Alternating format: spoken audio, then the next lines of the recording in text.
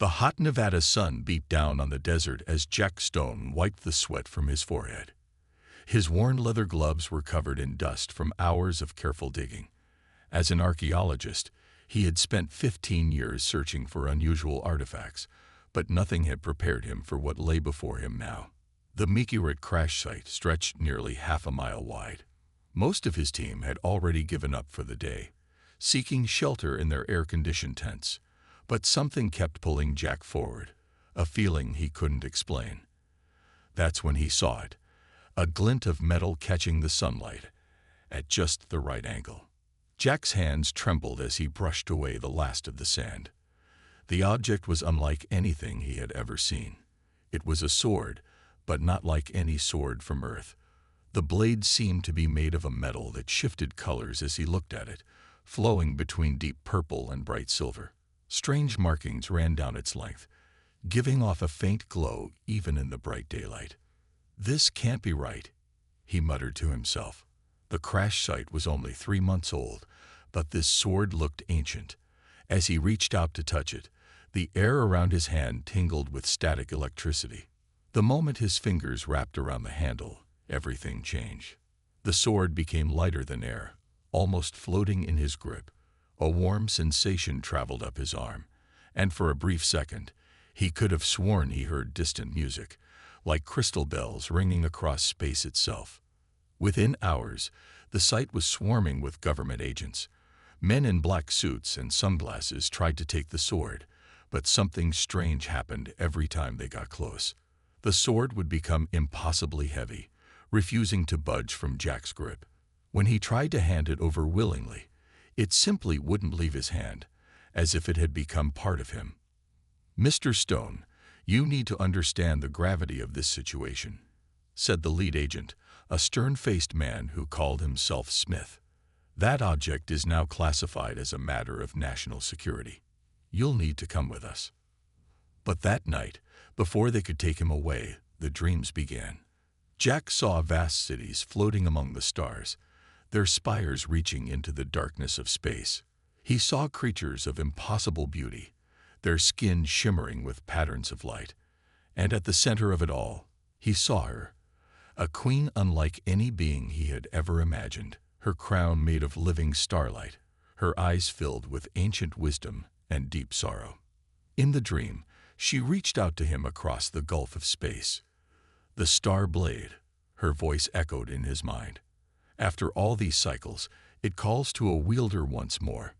Jack woke up gasping, the sword pulsing with a soft blue light beside his bed. The agents posted outside his door came rushing in, but stopped short when they saw the sword's glow. One of them immediately made a phone call, speaking in hurried whispers.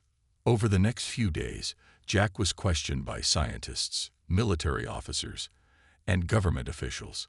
They all wanted to know the same things. How did the sword work? What was it made of? What did his dreams mean? But he had no answers for them. The sword continued to show new properties each day. It could cut through any material like butter when Jack wielded it, but became completely dull in the hands of others. On the rare occasions anyone else could lift it at all. Sometimes, late at night, he caught it floating slightly above its display stand, pointing toward the stars like a compass needle seeking north. What Jack didn't know was that high above Earth's atmosphere, the first signs of visitors were appearing. Unusual energy readings, strange radar signals, and brief flashes of light that no human technology could explain. The sword had sent out a beacon, and something out there had answered. The real chaos was about to begin. The first ships appeared at midnight. They came without warning, their hulls gleaming like polished mirrors in the moonlight. 3 massive vessels, each larger than an aircraft carrier, positioned themselves above major cities across the globe. The world held its breath, waiting. In his secured facility in Nevada, Jack watched the news broadcasts with growing unease. The sword at his side hummed with energy, its glow intensifying with each passing moment. Military jets scrambled worldwide, but the alien ships remained motionless, floating silently above the clouds. Then came the message, broadcast simultaneously on every electronic device on Earth. We come seeking the Star Blade. Its energy signature has been detected on your world. Return it, or face the consequences." The message repeated in all languages, its tone neither threatening nor friendly, just matter-of-fact, as if stating the obvious. Within hours, Commander Reed of the Royal Guard made his first appearance. He materialized in the middle of the UN Security Council, his form tall and elegant. His skin had a subtle silver sheen, and his uniform seemed to be made of flowing metal. 4 guards appeared with him, their armor decorated with symbols similar to those on Jack's sword. "We mean no harm," Commander Reed announced, his voice carrying a musical quality that made everyone in the room feel at ease. "The Star Blade is our queen's birthright, lost 3 centuries ago during an ill-fated expedition to your world. We simply wish for its return."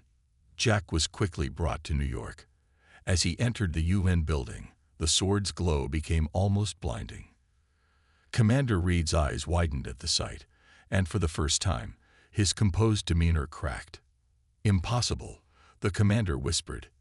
"The blade has chosen a wielder, a human wielder." The alien guards murmured among themselves, their expressions a mixture of shock and concern. Commander Reed approached Jack slowly, studying him with intense golden eyes. "In 3,000 years, the Star Blade has never chosen someone outside the royal bloodline," Reed explained, his voice tight with controlled emotion. "It is more than just a weapon. It is the symbol of our empire's unity, a key to ancient powers, and the mark of our queen's right to rule." Jack found himself explaining the circumstances of his discovery, the strange dreams, and the sword's refusal to leave his side. With each detail, the alien's agitation grew. "There are those who would see this as an opportunity," Reed said carefully. "The blade's choice of a human wielder will cause complications. You must come with us to the capital. Queen Dawn must see this for herself." The governments of Earth erupted in argument. Some wanted to keep the sword as leverage. Others feared alien retaliation. In the end, it was Jack who made the decision. "The sword doesn't belong here," he announced to the assembly. "I've seen glimpses of your world in my dreams. The sword wants to go home, and since it won't leave my side, I'll take it there myself." Commander Reed nodded with approval. "Wise words. Perhaps now we understand why the blade chose you." As preparations began for Jack's departure, he couldn't help but notice the subtle tensions among the alien guards. Some looked at him with curiosity, others with barely concealed hostility. Commander Reed kept him close, as if expecting trouble. That night, in his dreams, Jack saw the alien queen again. This time her expression was different, not just sorrow, but hope. She reached out once more across the stars, and he heard her words clearly. "Come quickly, wielder. Time grows short, and the blade is chosen well." Jack woke knowing that his journey to the stars would change not just his life, but the fate of 2 civilizations. The sword pulsed in agreement, its glow a steady beacon pointing toward his destiny. The alien ship's interior looked nothing like Jack had imagined. Instead of cold metal corridors, the walls flowed like liquid crystal, changing colors with the moods of those who passed by.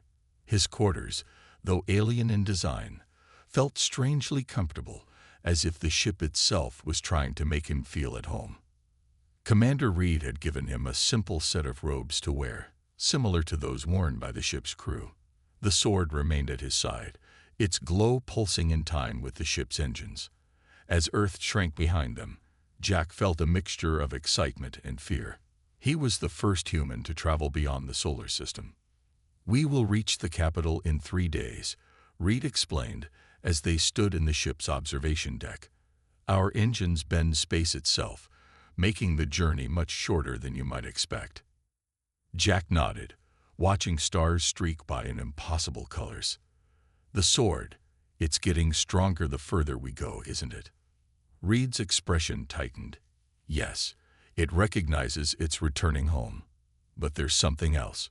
It's responding to you in ways I've never seen before. Watch." The commander drew his own weapon, a standard-issue energy blade. "Try to block my attack." "Don't worry. These training blades can't cause real harm." Before Jack could protest, Reed lunged forward. The star blade moved on its own, pulling Jack's arm up to deflect the blow perfectly. A shower of sparks erupted where the weapons met, and Reed's energy blade flickered and died. "Extraordinary," Reed muttered. "The blade is teaching you. It's sharing centuries of combat knowledge directly with your mind." Over the next 2 days, Reed worked with Jack, helping him understand the sword's powers.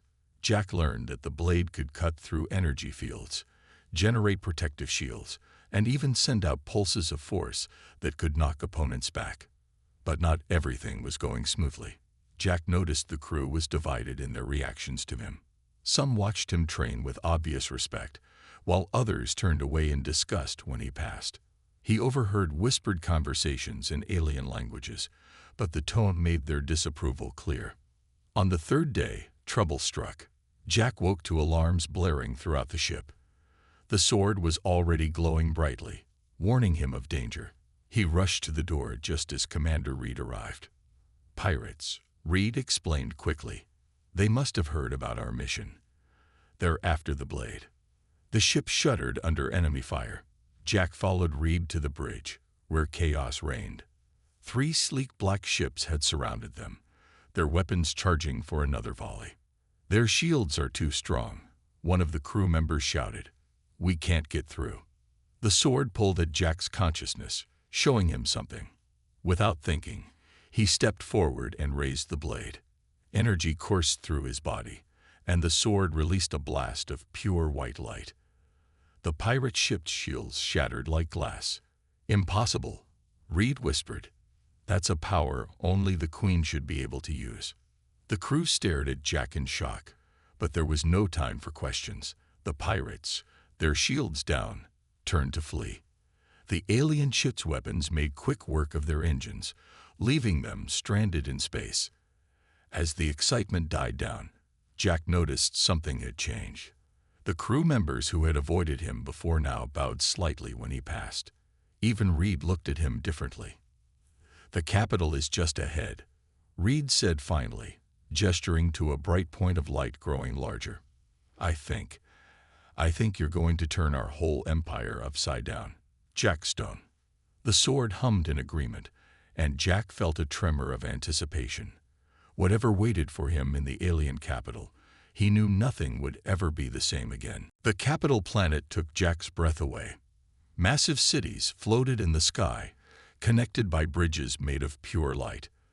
The central palace rose above them all, its crystal spires reaching toward the stars. As their ship descended, he saw thousands of other vessels moving through designated lanes, like a dance of lights against the purple sky. "Remember," Commander Reed said quietly, "bow when you meet the Queen, but don't kneel. The sword has chosen you as a wielder. You're not a subject. You're a guest of the highest honor." The landing platform extended from the palace itself, surrounded by guards in ceremonial armor. Their weapons looked similar to the star blade, but Jack could tell through his growing connection with his sword that they were far less powerful. The sword's glow had become intense now, filling the area with soft blue light. The guards stiffened as Jack walked past, their eyes fixed on the blade. The throne room was enormous, with a ceiling that seemed to show the entire galaxy spinning slowly overhead. Courtiers in elaborate robes lined the walls, their skin showing various metallic sheens: silver, gold, copper, and colors Jack had no names for. At the far end, seated on a throne that appeared to be made of captured starlight, was Queen Dawn. She looked exactly as she had in Jack's dreams, but even more striking in person. Her crown sparkled with actual stars, and her eyes held wisdom that seemed far beyond her apparent youth. The whole room fell silent as Jack approached. The sword's glow pulsed in time with the light from the Queen's crown. "Welcome, Jack Stone of Earth," Queen Dawn's voice carried easily through the vast chamber. "You have brought back something very precious to us." Jack bowed as instructed. "Your Majesty, I'm honored to return the star blade to its rightful owner." But when he tried to present the sword, something unexpected happened. Instead of returning to the Queen, the blade created a bridge of light between them, connecting Jack to Dawn in a shower of sparkling energy. Gasps filled the throne room. An older alien in elaborate robes stepped forward, his golden skin darkening with emotion. "This is outrageous. The blade refuses to return to our Queen. This human must be using some trick." "Peace, Uncle." Queen Dawn raised her hand. Her eyes were wide with wonder. "There is no trick. The blade has chosen to bridge our worlds. This has been prophesied." The Queen's uncle stepped back, but Jack could see fury in his eyes. Around the room, courtiers began whispering among themselves. Some looked excited, others worried, and a few seemed angry. "The prophecy speaks of the star-touched one," Dawn continued, her voice carrying over the whispers. "One who would return from the far edge of the Empire, bearing the blade not as a conqueror, but as a bridge between worlds." She stood and walked down to Jack's level, something that caused another wave of gasps from the court. "The blade is not just a weapon, Jack Stone. It is a key to ancient powers left by our founders. Powers that have been locked away for millennia, waiting for the right wielder." The sword's light grew brighter, and images filled Jack's mind. Vast machines sleeping beneath the surface of planets, hidden doorways between stars, and secrets that could change the fate of galaxies. "But there are those," Dawn said quietly, her eyes flicking toward her uncle, "who would prefer these powers remain locked away. You are in danger here, Jack Stone. We both are." As if to confirm her words, Jack noticed guards quietly shifting positions around the room, some moving closer to Dawn's uncle. The sword thrummed with warning, and Jack realized that returning the blade had not ended his journey. It had only begun. The royal scientists worked through the night, studying the connection between Jack and the star blade. Their machines filled the laboratory with soft humming sounds as they took readings. Queen Dawn watched from nearby, her crown dimmed to a gentle glow. "It's remarkable," the lead scientist said, his copper skin reflecting the blade's light. "The sword responds to his genetic pattern. But it's not just that. There's something in his brain structure, something we've only seen in the royal family before." Jack looked up in surprise. "What do you mean?" "Our founders weren't just advanced scientists," Dawn explained. "They were something more. They built machines that responded to thought, created doors between stars, and left behind powers that only certain bloodlines could access. Somehow, you share a fragment of that ability." The sword pulsed, and Jack saw another vision. Ancient beings spreading across the galaxy, seeding worlds with their technology. But something had gone wrong. They'd hidden their greatest achievements, leaving only the royal family as guardians. A loud argument outside interrupted them. Commander Reed burst into the lab, his uniform stained with blood from a cut on his arm. "Your Majesty, we've discovered a plot," he said quickly. "Your uncle has been secretly meeting with outlawed factions. They're planning to strike tonight." Dawn's face hardened. "How many are involved?" "At least half the royal guard. They believe if they can capture the human and the blade, they can force you to step down. They're spreading rumors that allowing an alien to wield the star blade weakens your right to rule." Jack gripped the sword tighter. "Why would they risk this? Just because I can use the blade?" "No," Dawn's voice was grim. "They fear what we might discover. The blade isn't just responding to you. It's trying to show us something. Something my uncle wants to keep hidden." As if responding to her words, the sword suddenly filled the room with brilliant light. Images appeared in the air around them. Star maps, ancient machines, and a massive structure hidden beneath the palace itself. "The stellar core," Dawn whispered. "The heart of all our founders' technology. The blade is showing us the way." Alarms began blaring throughout the palace. The sounds of fighting echoed from distant corridors. "They're moving early." Reed drew his weapon. "They must have spies in the lab." Dawn pressed her hand against a wall, and a hidden door slid open. "This way. If we can reach the core before they catch us, we might have a chance." They hurried through secret passages, guided by the sword's light. Jack could feel the blade pulling him forward, eager to reach its destination.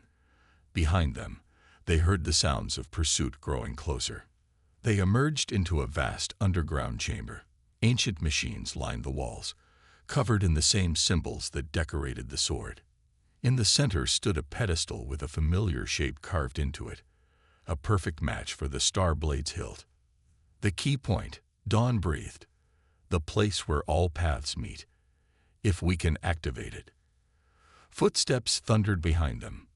Dawn's uncle appeared at the chamber's entrance, leading a group of armed guards. His golden skin had darkened to bronze with rage. "Step away from the pedestal," he commanded. "That power was sealed away for a reason. The Founder's gifts nearly destroyed us once. We can't risk awakening them again." Jack looked at Dawn, then at the sword glowing in his hands. The blade had chosen him for a reason. Now he had to decide: trust in that choice, or give in to fear.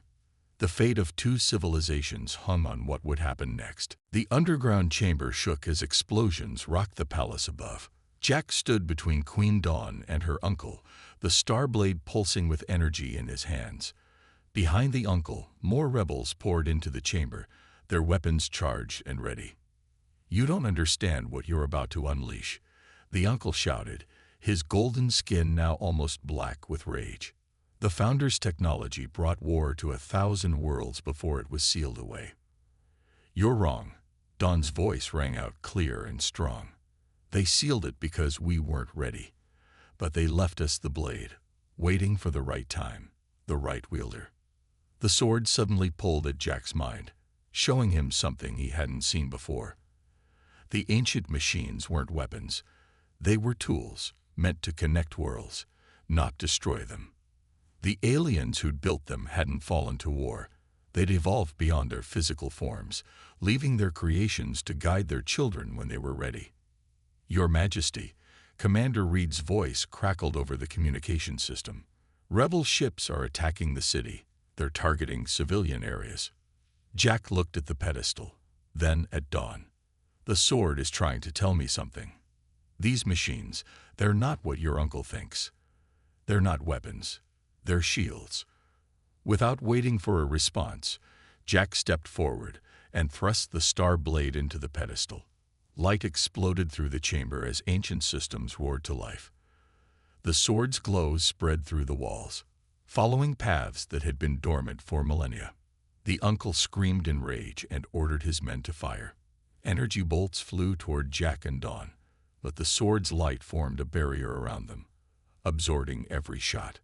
Above them, the city was transforming. Hidden towers rose from beneath the floating platforms, spreading nets of energy that connected building to building. The rebel ships suddenly found themselves trapped in fields of golden light that held them motionless. "It's a defense network," Jack said in wonder as knowledge flowed from the sword into his mind. "The Founders left it to protect people, not harm them." Dawn stepped forward and placed her hand on the sword beside Jack's. Their combined touch sent new power surging through the ancient systems. Screens of light appeared around them, showing the entire capital world responding to their commands. The uncle's forces tried to retreat, but it was too late. The awakened systems had already identified them as threats. Fields of energy surrounded the rebels, gently but firmly restraining them. "Commander Reed," Dawn's voice carried through the newly activated communication grid. "The defense systems are under our control. You'll find you can now target the rebel ship's engines without risking civilian casualties."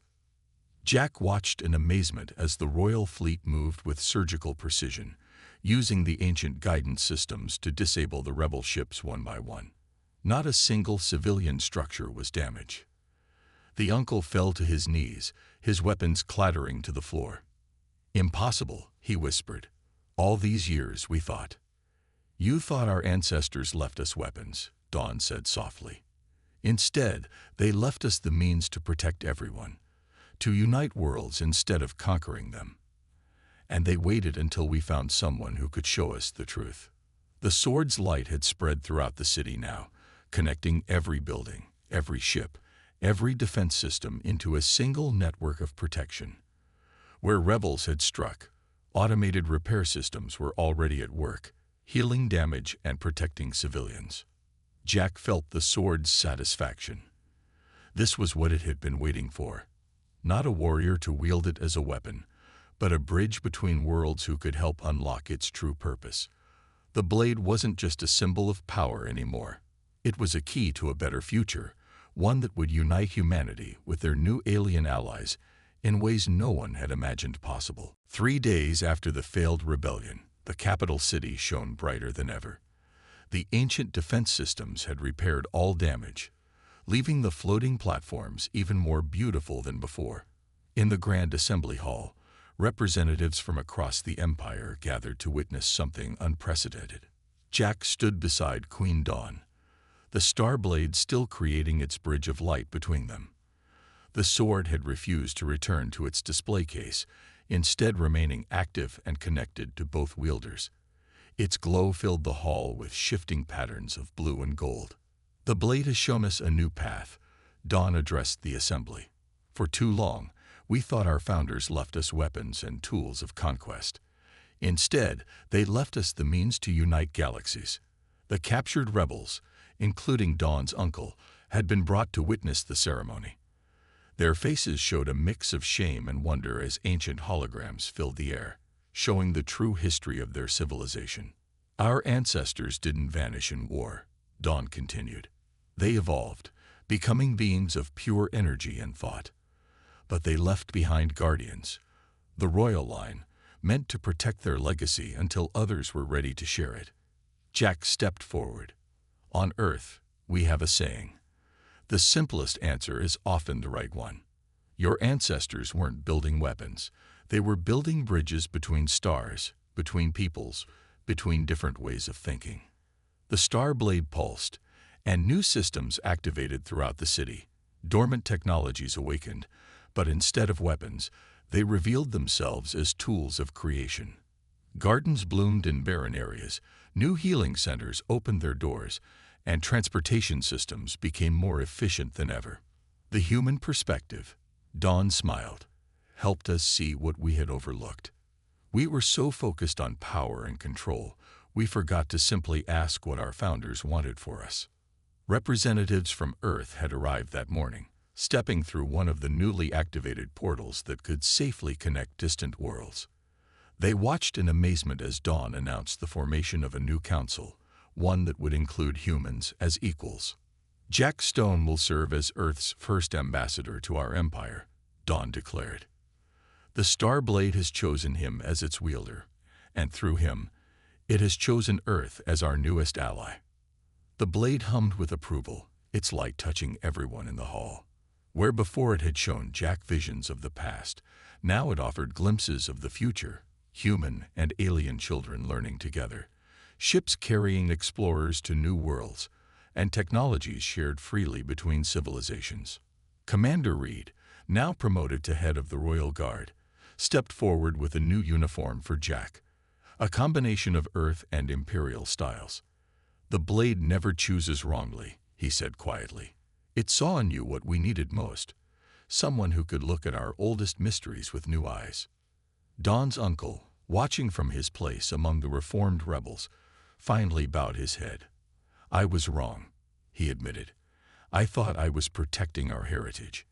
Instead, I was holding us back from our destiny." As the ceremony concluded, Jack felt the sword's warmth spreading through him. It wasn't just a connection to Dawn or the Empire anymore. It was a promise of something greater. Humanity would now take its place among the stars, not as conquerors or subjects, but as partners in a grand journey of discovery. "What happens next?" someone asked from the Earth delegation. Jack looked at Dawn, then at the sword still bridging their worlds. "We explore," he said simply, "together." The star blade's light filled the hall one last time, not as a symbol of power, but as a beacon of hope for two civilizations united in purpose. A new chapter had begun, and its story would be written across the stars themselves.